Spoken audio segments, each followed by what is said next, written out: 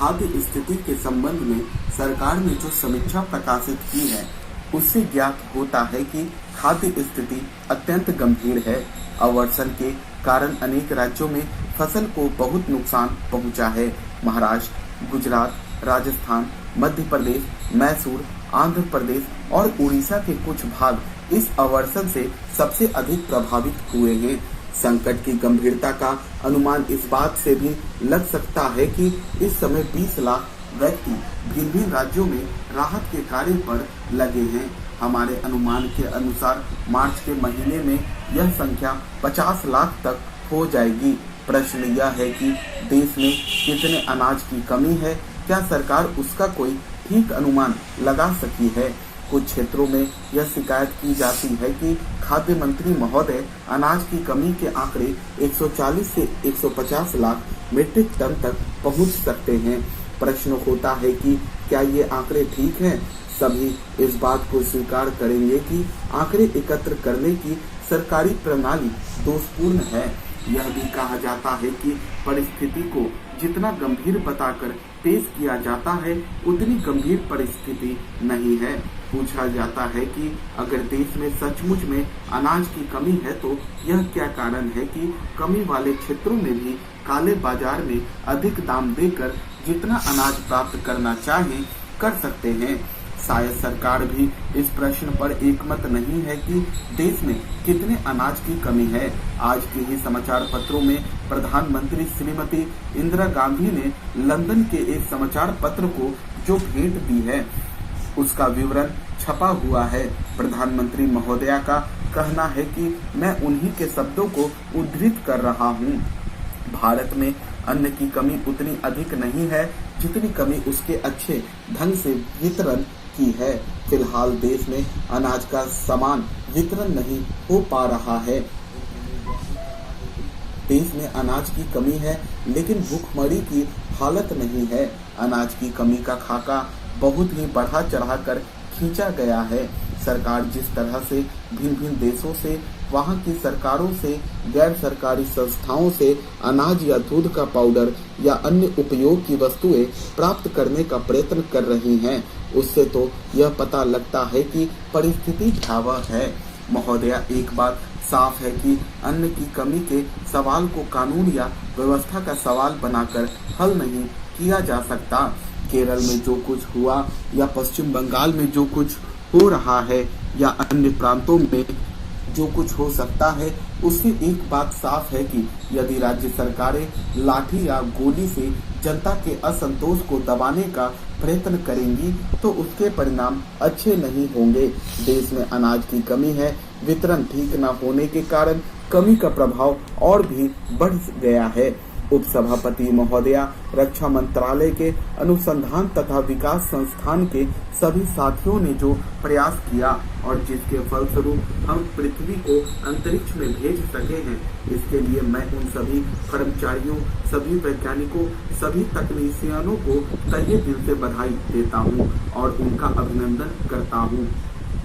यह हमारे लिए एक गौरव की बात है और इसको मैं आनंद की घटना भी मानता हूँ। इससे यह भी पता चलता है कि वैज्ञानिक प्रगति की कक्षा में हम दुनिया में किसी से पीछे नहीं हैं, बल्कि कई देशों से आगे हैं। इस वैज्ञानिक प्रगति के अवसर पर मैं प्रधानमंत्री जी से एक विनती करना चाहता हूँ। इस दिशा में बहुत प्रयास करने की जरूरत है। हम सभी मानते हैं कि भाषा संस्कृति की वाहन होती है और हम यह बात कई सालों से कहते आए हैं। हमारे देश की राजभाषा हिंदी है और हमारी जो प्रादेशिक भाषाएं हैं वे भी समर्थ संस्कृति की वाहन हैं। मुझे राजभाषा समिति का एक सदस्य होने के नाते बार बार इस बात को देखकर दुख हुआ है कि इस देश में वैज्ञानिक प्रगति के नाम पर अंग्रेजी भाषा को बढ़ावा देने का प्रयास किया जाता है। कंप्यूटर और वैज्ञानिक प्रगति के नाम पर अंग्रेजी को चलाने की बात कही जाती है।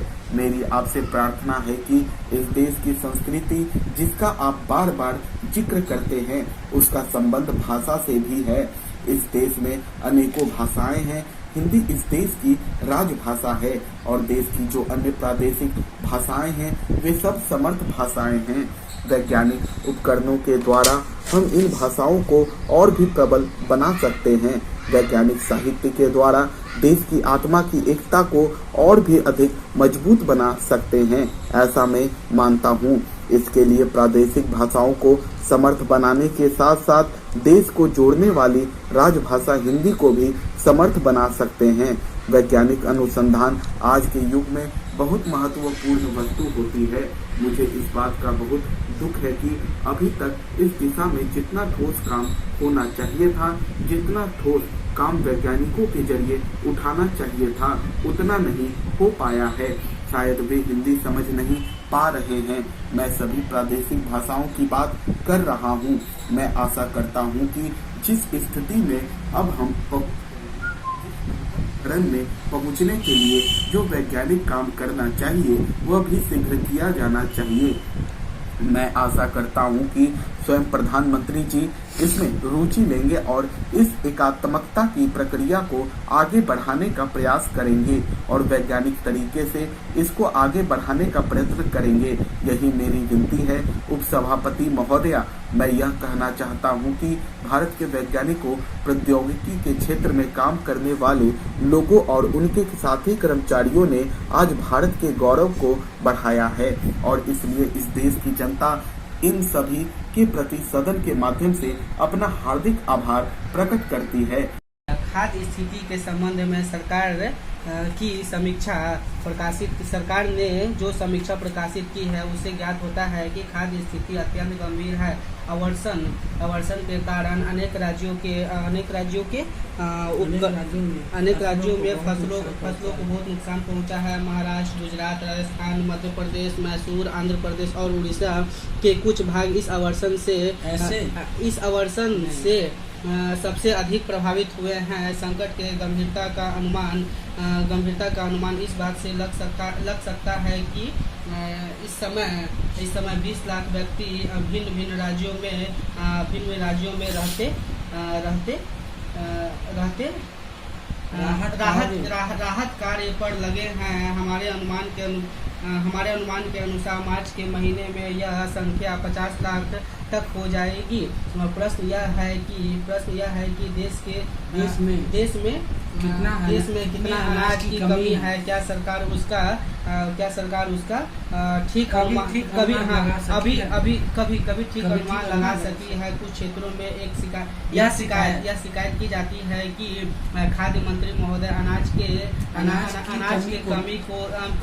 कमी के आंकड़े 140 से 150 लाख मैट्रिक टन तक पहुँचा। अब इनको पढ़ने दीजिए, आप पढ़िए। मीट्रिक टन तक पहुँच सकता है। प्रश्न होता है कि अगर ये आंकड़े ठीक हैं, सभी इस बात को स्वीकार करेंगे। आंकड़े एकत्र करने के लिए सरकारी प्रणाली दोषपूर्ण है। यह भी कहा जाता है कि परिस्थिति को जितना कम बताकर पेश किया जाता है उतनी गंभीर परिस्थिति नहीं है। पूछा जाता है कि अगर देश में सचमुच में अनाज की कमी है तो क्या कारण है कि कमी वाले क्षेत्रों में भी काले बाजार में अधिक दाम देकर जितना अनाज पैदा करना चाहिए कर सकते हैं। शायद सरकार भी इस प्रश्न पर गंभीर नहीं है। देश में कितने अनाज की कमी है आज ही समाचार पत्रों में प्रधानमंत्री श्रीमती इंदिरा गांधी ने लंदन के समाचार पत्रों में जो भेंट दी है उसका विवरण छपा हुआ है। प्रधानमंत्री महोदया का कहना है कि मैं उन्हीं के शब्दों को दोहराता वो उद्धृत कर रहा हूँ। भारत में अनाज की कमी उतनी अधिक नहीं है। भारत में अन्न की कमी उतनी अधिक नहीं है जितना कमी उसके अच्छे ढंग से वितरण की है। फिलहाल देश में अनाज का समान वितरण न हो पा रहा है। उन्होंने यह भी कहा है कि देश में अनाज की कमी है लेकिन भुखमरी की हालत नहीं है। अनाज की कमी का खाका बहुत ही बढ़ा चढ़ा कर खींचा गया है। सरकार जिस तरह से भिन्न भिन्न देशों से वहाँ देशों में वहाँ की सरकारों से गैर सरकारी संस्थाओं से अनाज या दूध का पाउडर या अन्य उपयोग की वस्तुएं प्राप्त करने की प्रयत्न कर रही है। उससे तो यह पता लगता है कि परिस्थिति भयावह है महोदय। एक बात साफ है कि अन्न की कमी के आंकड़े अन्न की कमी के सवाल को व्यवस्था या नहीं कानून या व्यवस्था की सवाल बनाकर हल नहीं किया जा सकता। केरल में तो कुछ केरल में जो कुछ हुआ और पश्चिम बंगाल में जो कुछ हो रहा है या अन्य प्रांतों में जो कुछ हो सकता है, उससे एक बात साफ है, यदि राज्य सरकारें लाठी या गोली से जनता को असंतोष को दबाने का प्रयत्न करेगी तो उसका परिणाम ठीक नहीं होगा। देश में अनाज की कमी है, अनाज वितरण ठीक से न होने के कारण कमी है। और भी बढ़ाया गया। उप सभापति महोदय, रक्षा मंत्रालय के अनुसंधान तथा विकास संस्थान के सभी सदस्यों ने जो प्रयास किया और जिसके फलस्वरूप इस पृथ्वी के अंतरिक्ष में भेज सके हैं, इसके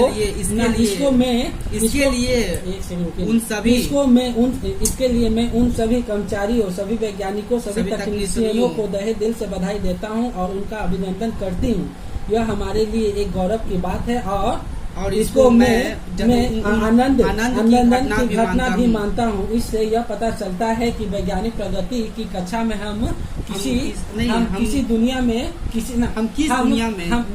कक्षा में हम दुनिया में किसी से पीछे नहीं हैं, बल्कि कई देशों से आगे हैं। इस वैज्ञानिक प्रगति के अवसर पर प्रधानमंत्री जी से विनती करना चाहती हूँ कि इस दिशा में बहुत प्रयास करने की जरूरत है। हम सभी मानते हैं कि मानते हैं कि क्या भाषा संस्कृति की वाहन होती है। मानते हैं कि भाषा संस्कृति का वाहन होती है और हम यह बात कई सालों तक कहते आए हैं। हमारे देश में राजभाषा हिंदी है और हमारा जो प्रादेशिक भाषाएं हैं वह भी सामर्थ्य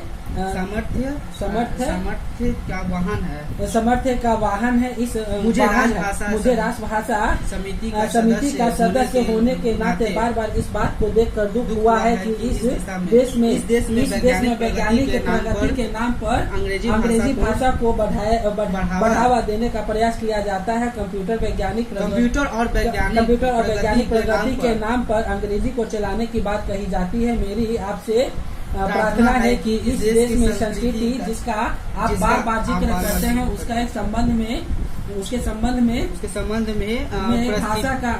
भाषा से है। इस देश में अनेकों भाषाएं हैं। हिंदी इस देश की राजभाषा है और देश में जो अन्य प्रादेशिक भाषाएं हैं वे सब सामान्य भाषाएं हैं। वैज्ञानिक उपकरणों के द्वारा हम इन भाषाओं को और भी प्रबल बना सकते हैं। वैज्ञानिक साहित्य के द्वारा देश की आत्मा एकता और भी अधिक मजबूत बन सकती है। ऐसे में मैं मानती हूँ कि इसके लिए प्रादेशिक भाषाओं का सामर्थ्य बनने के साथ साथ देश को चलाने वाले देश को जोड़ने वाले राजभाषा हिंदी को भी समर्थ बना सकते हैं। वैज्ञानिक अनुसंधान आज के युग में बहुत महत्वपूर्ण वस्तु होती है। मुझे इस बात का बड़ा दुख है कि अभी तक इस दिशा में जितना ठोस काम होना चाहिए था, जितना ठोस काम वैज्ञानिकों के जरिए उठाना चाहिए था, उतना नहीं हो पाया है। शायद वे हिंदी समझ नहीं पा रहे हैं। मैं सभी प्रादेशिक भाषाओं की बात कर रहा हूँ। मैं आशा करता हूँ कि जिस स्थिति में हम पहुँच गए हैं, जिस अंतःकरण में पहुँचने के लिए जो वैज्ञानिक काम करना चाहिए वह भी शीघ्र किया जाना चाहिए। मैं आशा करता हूं कि स्वयं प्रधानमंत्री जी इसमें रुचि लेंगे और इस एकात्मकता का प्रयास प्रक्रिया को आगे बढ़ाने का प्रयास करेंगे और वैज्ञानिक तरीके से आगे बढ़ाने का प्रयत्न करेंगे। यही मेरी विनती है। उपसभापति महोदय, मैं यह कहना चाहता हूँ कि भारत वैज्ञानिकों प्रौद्योगिकी के क्षेत्र में काम करने वाले लोगों और उनके साथ कर्मचारियों ने आज भारत के गौरव को बढ़ाया है। इस दिशा में और इसलिए इस देश में जनता इन सभी के प्रति सदन के माध्यम से अपना हार्दिक आभार प्रकट करता हूँ। उपसभा अध्यक्ष महोदया, जब संसद में अपनी मातृभाषा में बोलने का स्वतंत्रता प्राप्त है तो यह जो बिल पेश किया गया है तो मैं उसका थैंक यू आप लोगों का वीडियो बना रहा हूँ। ठीक है, अच्छा पढ़ें आप लोग, कुछ वर्ड थोड़े से गलती हुई है लेकिन बहुत अच्छा। अब चलिए ठीक है फ्रेंड्स, मिलते हैं नेक्स्ट वीडियो में, तब तक के लिए बाय बाय।